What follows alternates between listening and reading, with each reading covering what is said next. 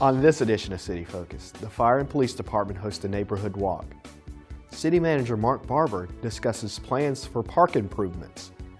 New officers are sworn in at the Valdosta Police Department. And the Valdosta Fire Department and Red Cross give you information about Fire Prevention Week. These stories and more on this edition of City Focus.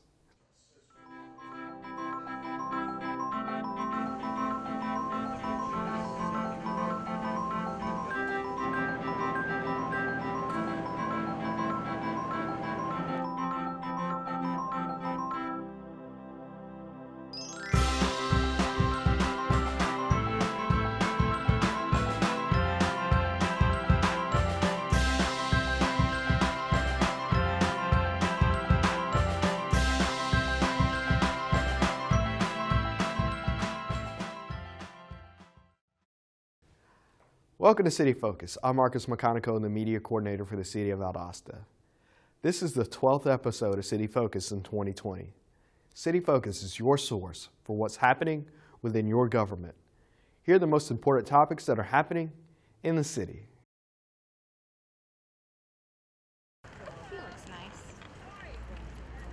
The Valdosta Police and Fire Departments once again conducted one of their neighborhood walks near Bay Trade Road.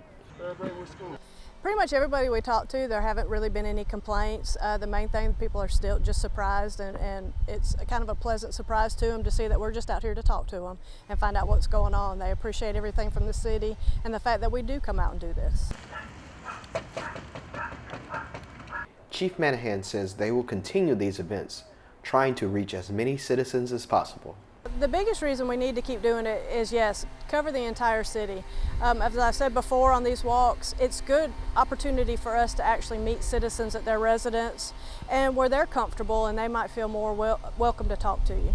The feedback they are getting is also a reason to continue the walks. A lot of people, as a matter of fact, one lady we just spoke to a little while ago was extremely shocked just to see us out here asking questions and seeing what we could do for her, and she was very excited to see us. For more information, contact the Valdosta Police Department. So help me God. So help me God. Congratulations. In a ceremony held at the Valdosta Police Department, LaTasha Richard, Devin Parkinson, and Jordan Green were sworn in as members of the department. I've always wanted to work in law enforcement, and I looked into several different agencies, and I knew this is where I wanted to apply, and I was going to go ahead and shoot for the best right off from the start, and ended up being very grateful to land a job here, and so I'm very, very excited to get out there and get with it. LaTasha is happy to be back in a familiar area. I just missed being in an area where I was familiar with people and where I just felt more comfortable and more at home. Devin is a Valdosta native and is looking to serve his community. I felt like the Valdosta Police Department holds themselves to a little bit of a higher standard. I feel like the structure is very well organized here. I'm looking to get into law enforcement for a career, and I feel like the Valdosta Police Department much better suits me in a long-term career, for law enforcement. It feels good to be in the environment that I'm in, where everybody it's a teamwork, more like environment. It's fun. They made it fun for me, even though as long as I've been in law enforcement, which I have more than 10 years experience, it's still been a good experience, a positive experience. And I feel welcome, and I'm very excited to be here. For more information, contact the Valdosta Police Department. At the September 24th City Council meeting, Council passed a bid for park improvements in several parks throughout the city. Plan since I became city manager 3 years ago was to assess all of our parks, whether they be an athletic park, a passive park, our animal parks, our dog parks, and just assess each one of them and see if there's any way to improve them and make it a better place for our citizens to enjoy. The improvements will be something that citizens can all take advantage of once the work is completed.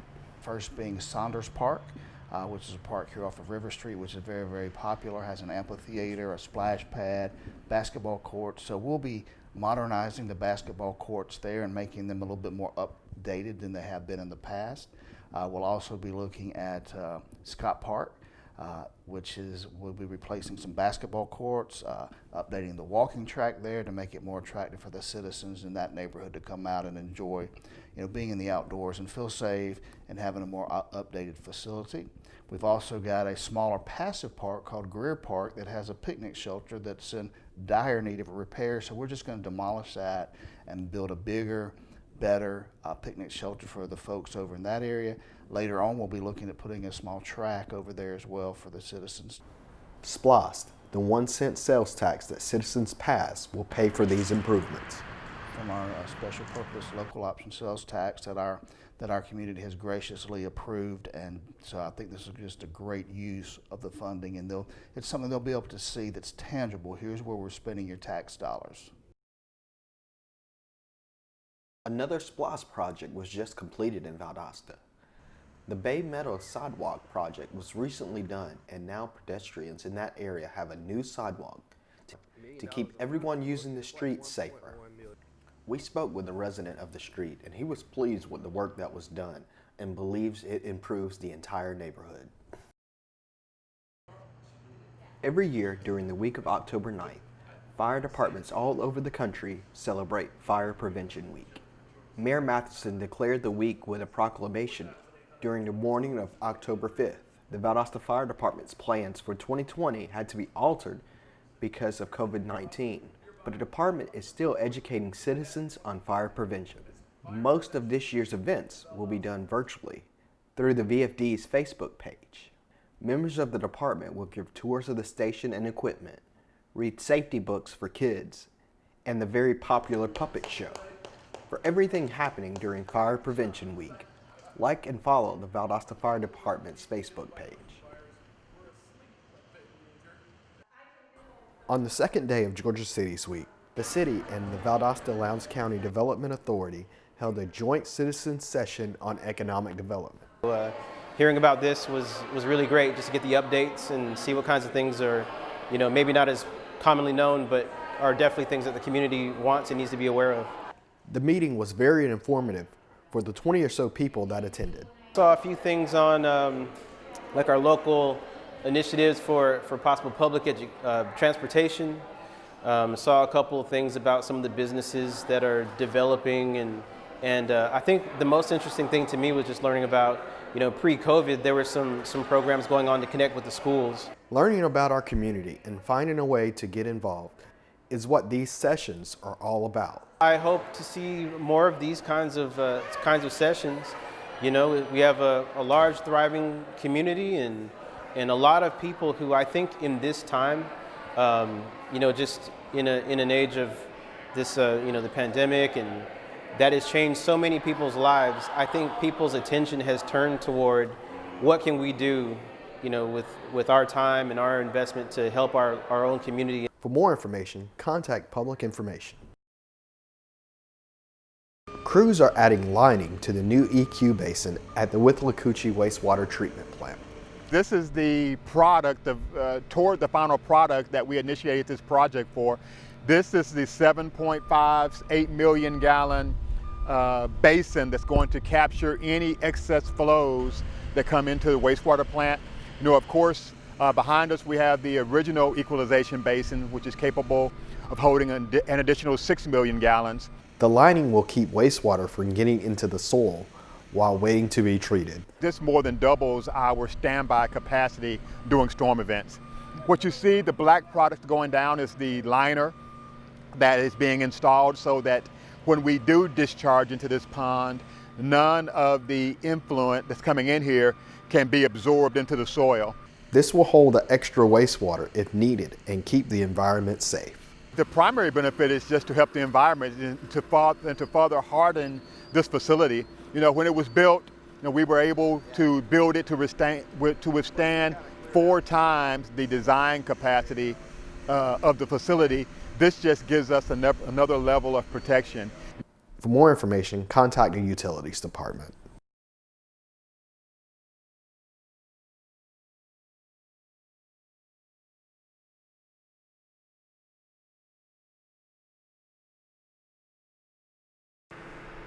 Good morning, I'm Sergeant Ryan Seymour with the Valdosta Fire Department. This is Corporal Rowe. This morning we're going to demonstrate a friendly firefighter. We're going to explain every piece of equipment that we put on and explain why we use that equipment. First of all, she's going to put on her boots and pants.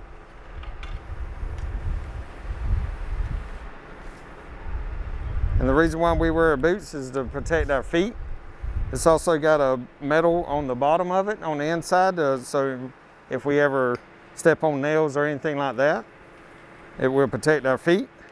It's also got steel-toe composite toes to help protect our toes during a fire. We wear our pants to protect our legs. We wear our suspenders come on for the simple fact to hold our pants, help hold our pants up. All right, she's got a Nomax hood. That's going to protect part of our head, our ears, and our necks. All right. Then next, she's going to have a jacket. That's going to protect our arms and our wrists, our back, and our torso.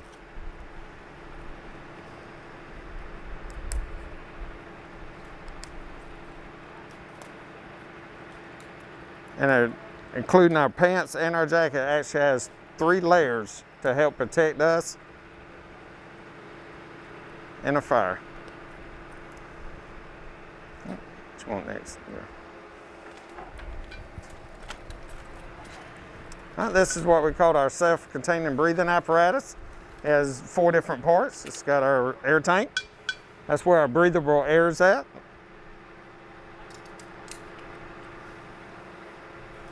It's also got our gauge so we can see how much air we are consuming and how much we have left.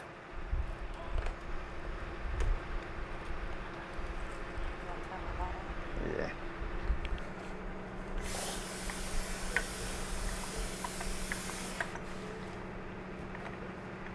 There we go. That beeping is part of our pass device, so if we're staying still for any more than 30 seconds, it will alarm and let us other firefighters know that we are down and that we need help. This is our face piece. This helps keep the air in so we can go through smoke-filled environments. And of course, we got to protect our head, so we have a helmet.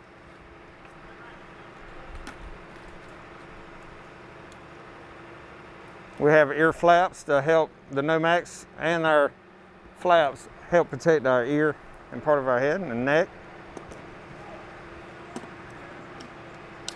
That's the regulator. It helps.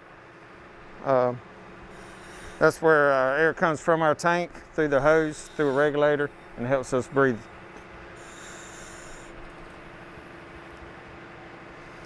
We have our gloves. That helps protect our hands and also our wrists. And the very important thing is, if you ever see somebody like this to come inside, you want to go to them because we are friends. This is the same person as we started from or started with. You good? So don't be scared. Come to us. We're there to help.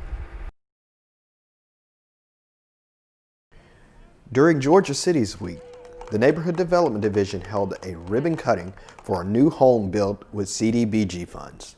Oh, thank you, Jesus. I was so happy to have a new house. In the name of Jesus, he gave me this house, and anybody that has something to do with this house, I thank them too, and I hope they have a blessed day forever. The Valdosta Fire Department used Annie Pride's and her husband's old home for a training burn, saving the city money as opposed to having it demolished. House is too far gone, and the construction or the rehab would cost 40% more than what the value of the home would be. We actually do a reconstruction, and that's exactly what we did here for the Prides. Pride says she encourages anyone in need to sign up when the new applications are accepted in January 2021. Well, I'm encouraging my friend right now to come on, get on the program and get her a house. She need a house real bad. So I'm sorry for her to come, but she can see what they did. She need a house. And see, don't listen to what people say. Come on, get what's good. For more information, contact Neighborhood Development. For those that missed out on the COVID-19 Temporary Residential Utilities Grant Assistance Program, there's now a second chance. Everyone called and they shut down our phone system. So what we said was, once all the appointments were filled, when they became available with more appointments, that we would let people know. So that's what we're doing today. So we're letting everyone know that starting this Monday, October the 12th, they can give us a call at 229-671-3617 to schedule appointments for the upcoming week of October the 19th, where we will be filling in the slots for people who either missed appointments or who were ineligible for the program. There are a limited number of slots, so not everyone will receive assistance. Right now we're like at about 200 to fill, but what we're going to be doing from this point forward to the end of the program is starting every Monday. People can give us a call at that same number, which is 229-671-3617, and they can possibly get an appointment opening from the previous week. Citizens can only call for appointments on Mondays. For more information, call 229-671-3617.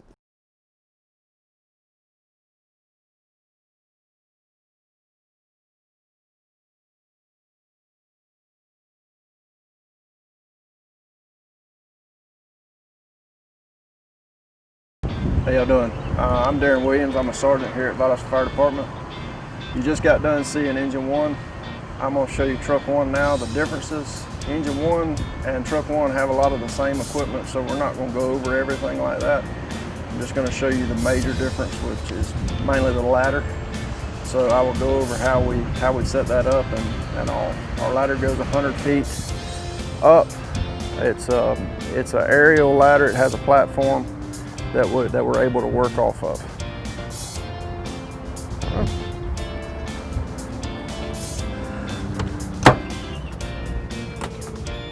First thing we got to do is set up the truck is to start it.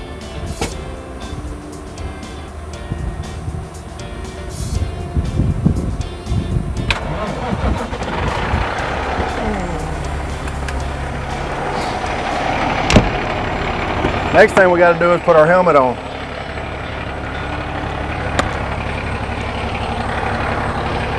Because safety is the key.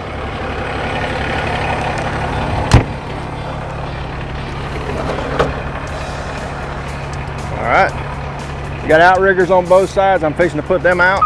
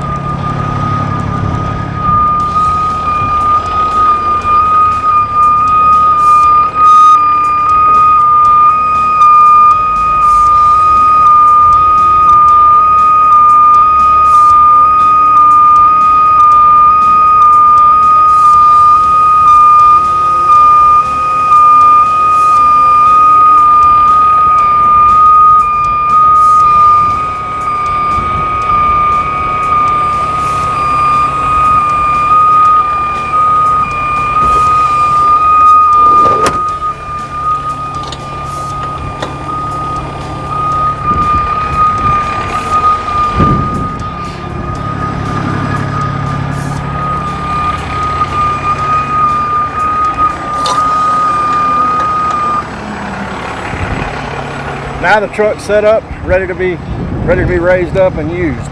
So I'll get on the platform and I'll do that for you.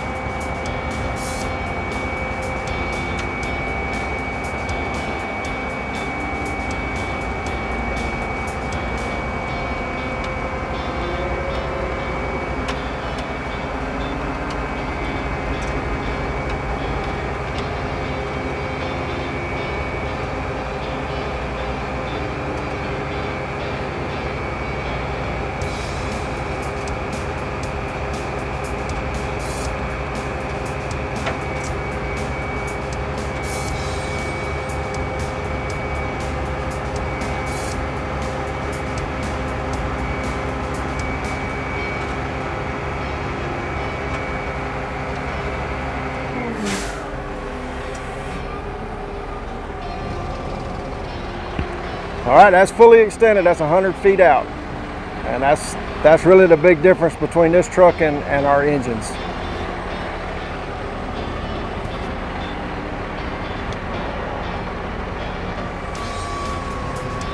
You couldn't hear me? I can't, but the microphone put me on, but I can't hear a word you're saying. Oh, okay.